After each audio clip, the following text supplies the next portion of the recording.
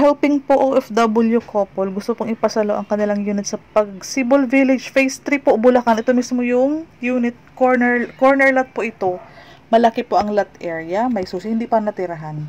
2 months na pong nahulugan. Mataas po ang inyong bakod. Ito na mismo yung excess lot nyo.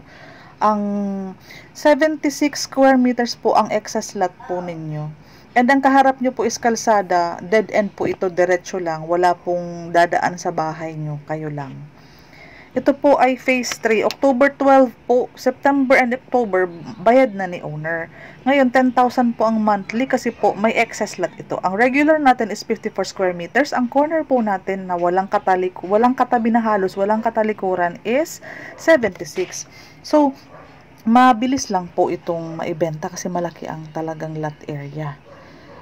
Okay po, 76, Seaman po ang may-ari. Asawa niya po ang haharap sa atin. First owner po sila, 10,000 ang monthly. 150 po ang last cash out nito. Napakiusapan ko ng babaan. Hanggang 150 lang daw po. Okay po, sa mga naghanap ng malaking lot area, paki-message ako directly sa FB ko kasi isa lang po itong corner. Malaking ginawa kasi pag corner tayo compared sa 34 square meters na inner. Laking advantage kapag corner ka. So, isang unit lang po itong pasalo. Pinakisuyuan lang po ako ni madam na tulungan siya na maghanap po ng magsasalo or mag-aasyon ng bahay nila. Bali, subscriber ko din po siya dito sa YouTube channel. Phase 3, Bulacan. Pagsibol, Bulacan po. Newly turnover po ang bahay. Ganito po ang mga hiwa-hiwalay na unit. Ganyan po o duplex. Yung color green, ganun po ang itsura.